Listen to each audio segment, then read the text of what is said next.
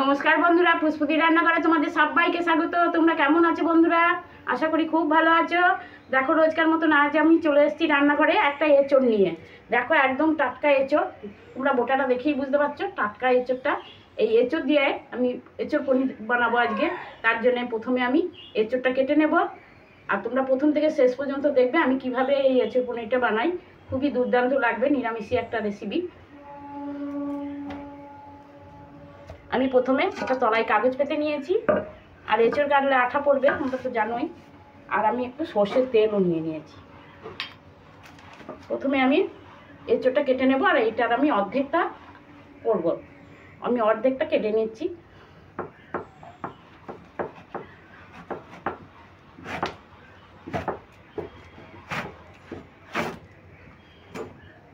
দেখো, খুব সুন্দর এঁচড়। আর এরকম খুব কচি নয়, কিন্তু এটা একটুখানি বীজ বীজ হয়ে গেছে, কিন্তু এরকম এঁচড়ই কিন্তু এঁচড় পনিরটা দারুণ লাগবে। অর্ধেকটা আমি রেখে দিচ্ছি, আর অর্ধেকটা আমি বানিয়ে নেব। আমি একটা কাগজ নিয়ে এই আঠাটাকে মুছে নেব। এটা আবার জল দিয়ে ধুয়ে নিলেও খুব ভালো হবে। আমি কাগজ দিয়ে মুছে নিচ্ছি।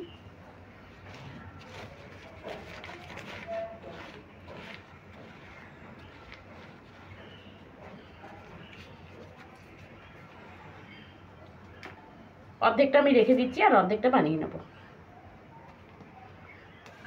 হাতে করে একটু সর্ষের তেল দিয়ে নিচ্ছি, আর বটির গায়েও একটু সর্ষের তেল লাগিয়ে নিচ্ছি, তাহলে আঠাগুলো লাগবে না।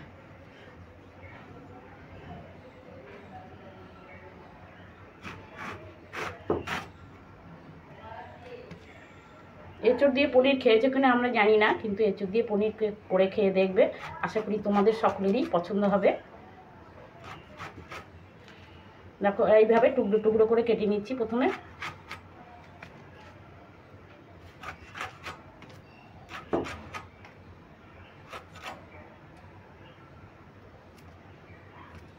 এবার আমি খোসাটা ছাড়িয়ে নিচ্ছি।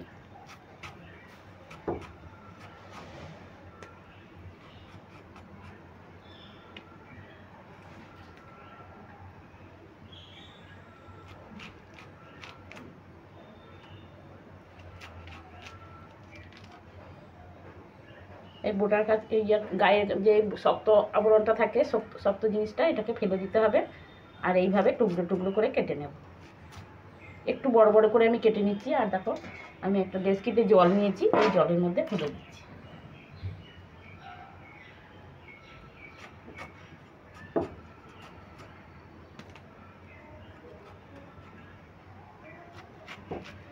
এইভাবে আমি পুরো এঁচড়টাই কেটে নিচ্ছি।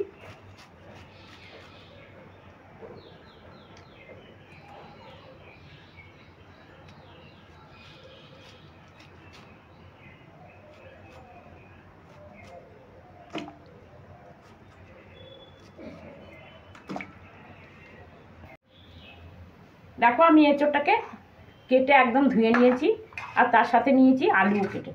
আলুগুলোও কেটে একদম ধুয়ে নিয়েছি। এরকম এঁচড়ের মতনই খণ্ড খণ্ড করে পিস করে নিয়েছি।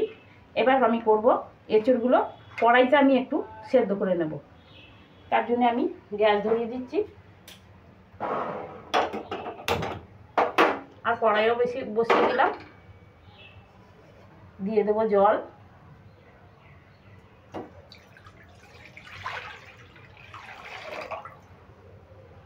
জলটা আমি একটু ভালো করে ফুটিয়ে নেব। এর মধ্যে আমি দিয়ে দেবো নুন আর হলুদ। একটু নুন ফেলে দিচ্ছি, তাতে এঁচড়ের কষটা কিন্তু উঠে যাবে। নুন আর একটু সামান্য হলুদ দিয়ে দিচ্ছি। এবার আমি একটু ঢাকা দিয়ে দেবো, জলটা ফুটে যাবে, তারপরে আমি ঢাকাটা খুলে নেব। জলটা ফুটে গেছে, একটা আওয়াজও আসছে। এবার আমি ঢাকাটা খুলে নেব। দেখো কতটা সুন্দর করে জলটা টকবক করে ফুটছে। এই সময় আমি দিয়ে দেবো কেটে রাখা এঁচড়গুলো, কেটে ধুয়ে রাখা এঁচড়।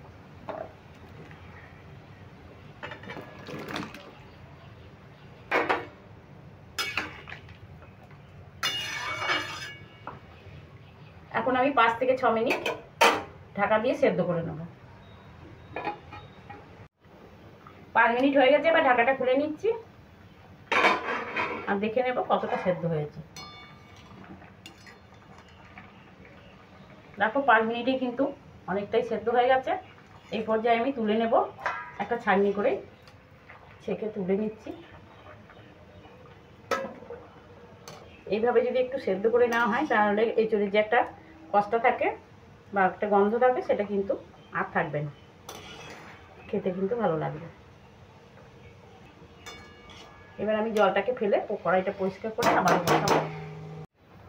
এবার আমি আবারও কড়াইটা বসিয়ে দিলাম আর গ্যাসটার ফ্লেমটা হাই করে দিলাম। দেখো এঁচোড়টা সেদ্ধ হতে হতে আমি মশলাগুলোও একদম রেডি করে নিয়েছি। আর এখানে নিয়ে নিয়েছি আমি 200 গ্রাম পনির। পনিরটা আমি কেটে নেব। আমি কড়াইতে তেলও দিয়ে দিচ্ছি, কাটতে কাটতে তেলটাও গরম হয়ে যাবে।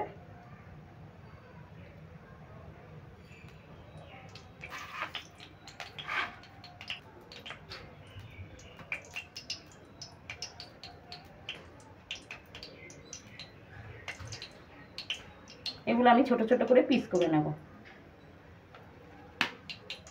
পনিরটা আমি পিস করে কেটে নিলাম। এবার তেলটা গরম হলে আমি আলু আর এঁচোড়টা ভেজে নেব। তেলটা গরম হয়ে গেছে, প্রথমে আমি আলুটাই ভেজে নেব।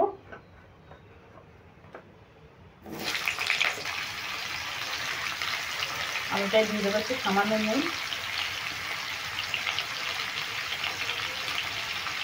একটু হলুদ।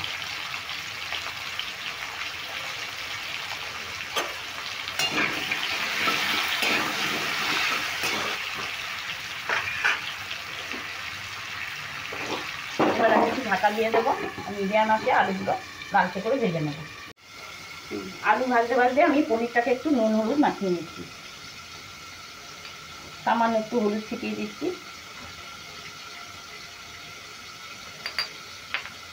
আর একটু নুন। এতে দিলে কি হয়, পনিরটা খুব টেস্টি হবে খেতে। আর এর মধ্যে দিয়ে দিচ্ছি 1 চামচ কর্নফ্লাওয়ার। কর্নফ্লাওয়ার তোমাদের কাছে যদি না থাকে তাহলে ময়দাটাও নিয়ে নিতে পারো।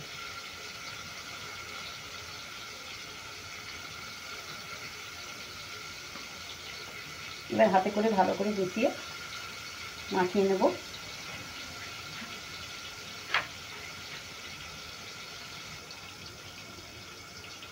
এবার আলুর ঢাকাটাও খুলে নিচ্ছি।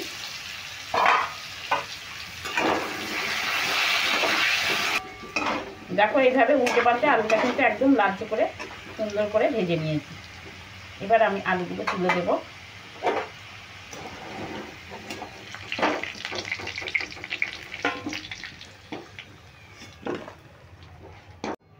আলুটা তুলে নিয়েছি, এবার আমি এঁচোড়টা ভেজে নেব। দেখো যে যতটা তেল আছে কিন্তু এঁচোড়টা আমার ভাজা হয়ে যাবে। আমি এঁচোড়টা দিয়ে দিচ্ছি। এঁচোড়ে দিয়ে দেবো সামান্য একটু নুন আর একটু হলুদ।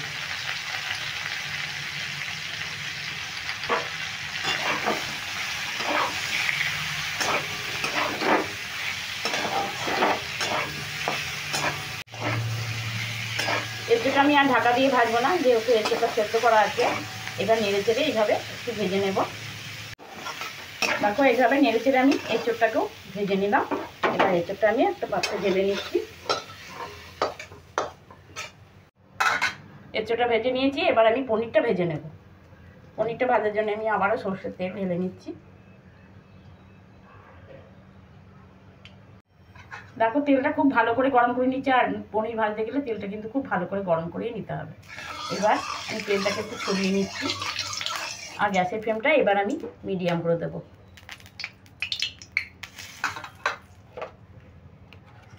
এবার আমি সব পনির কটাই একসঙ্গে দিয়ে দিচ্ছি।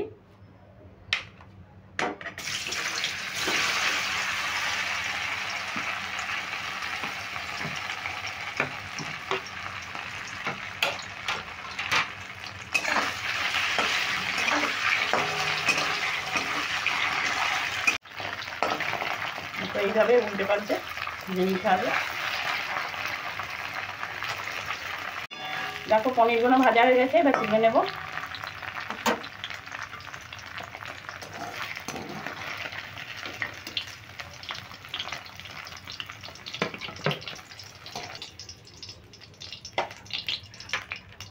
দেখো কড়াইতে অনেকটাই তেল আছে, এবার আমি আরেকটু তেল দিয়ে দেবো মশলাটা কষানোর জন্য।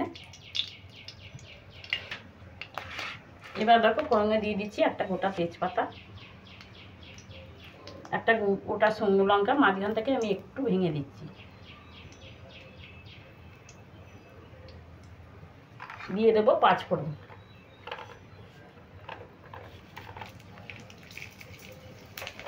এবার ফোড়নটা খুব ভালো করে নেড়ে ভেজে নেব।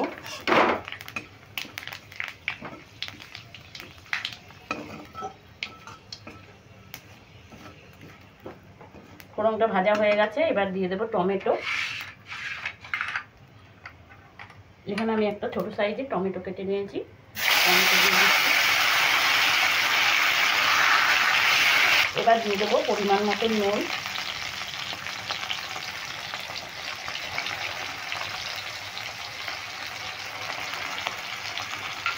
দিয়ে দিচ্ছি পরিমাণ মতো হলুদ,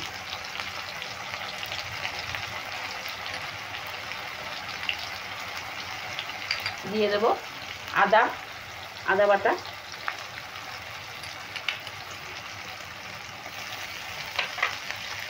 দিয়ে দিচ্ছি লঙ্কা বাটা, কাঁচা লঙ্কা, এটা আমার লঙ্কাগুলো একটু কাঁচা লঙ্কা এই পাকা হয়ে গেছে বলে একটু লালচে হয়েছে, দিয়ে দিলাম। এই 1 চামচের থেকে একটু কম। দিয়ে দিচ্ছি জিরের গুঁড়ো, দিয়ে দিচ্ছি ধনের গুঁড়ো। এবার আমি সমস্ত মশলাগুলো একসঙ্গে ভালো করে কষিয়ে নেব।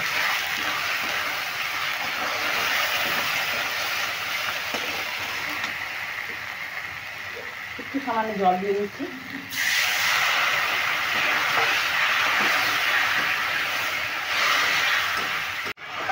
দেখো জল দিয়ে আমি কষিয়ে নিয়েছি, আর দেখো তেল ছাড়তে শুরু করে দিয়েছে। এই সময় দিয়ে দেবো আমি কাশ্মীরি লঙ্কা গুঁড়ো,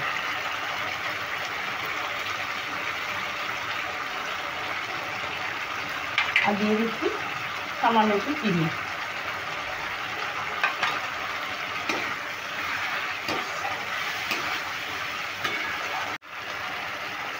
দেখো মশলাটা আমার কষানো কিন্তু হয়ে গেছে। এবার আমি দিয়ে দেবো ভেজে রাখা আলু আর এঁচোড়টাও দিয়ে দিচ্ছি।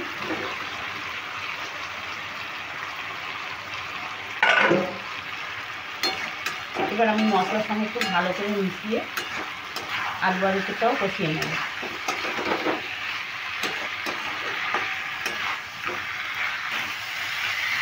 এবারও আমি একটু আবার জল দেবো। এইভাবে জল দিয়ে কিন্তু খুব ভালো করে কষিয়ে নিতে হবে।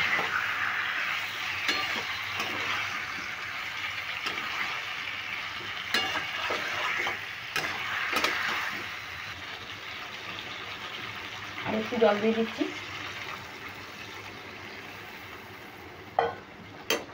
এবার আমি একটু ঢাকা দিয়ে রাখবো 3 থেকে 4 মিনিট। দেখো 3-4 মিনিট হয়ে গেছে। এবার আমি ঢাকাটা খুলে নেব। আর দেখো যে জলটা দিয়েছিলাম সেই জলটাও কিন্তু টেনে নিয়েছে। দেখো সুন্দর কিন্তু একটা মাখো মাখো ভাব হয়ে গেছে, আর মশলাটাও খুব ভালোভাবে কষানো হয়ে গেছে।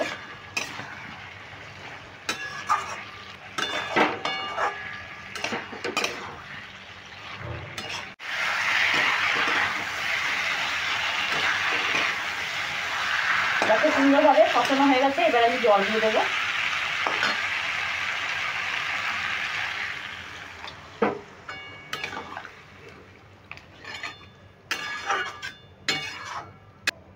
এখন ঝোলটা ফুটে উঠলে আমি পনিরগুলো দিয়ে দেবো। তার জন্য আমি একটু 2 মিনিট ঢাকা দিয়ে দিচ্ছি। 2 মিনিট পর আমি ঢাকাটা খুলে নিচ্ছি, আর ঝোলটা খুব টকবক করে ফুটছে। এবার একটু নেড়ে দিচ্ছি। এবার আমি ভেজে রাখা পনিরগুলো দিয়ে দিচ্ছি।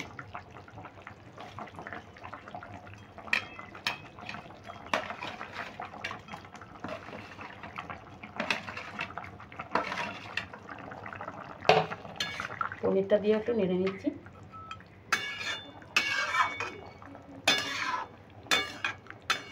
আরও 3 থেকে 4 মিনিট আমি রান্না করে নেব, তাহলে আমার রেডি হয়ে যাবে এঁচোড় পনির।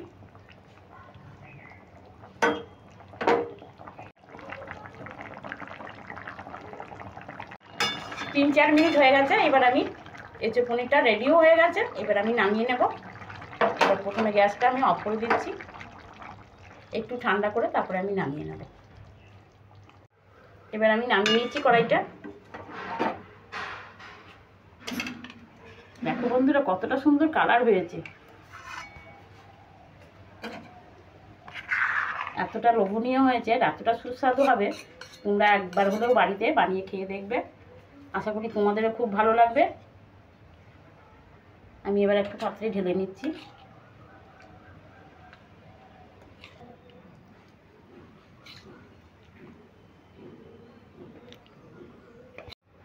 দুর্দান্ত স্বাদের এঁচোড় পনির আমার একদম রেডি। দেখো কত সুন্দর লাগছে। তোমরা এটা ভাত, ডাল ভাতের সঙ্গেও খেতে পারো, আবার তোমরা রুটি পরোটার সঙ্গেও খেতে পারো, সব কিছুর সঙ্গেই খেতে ভালো লাগবে।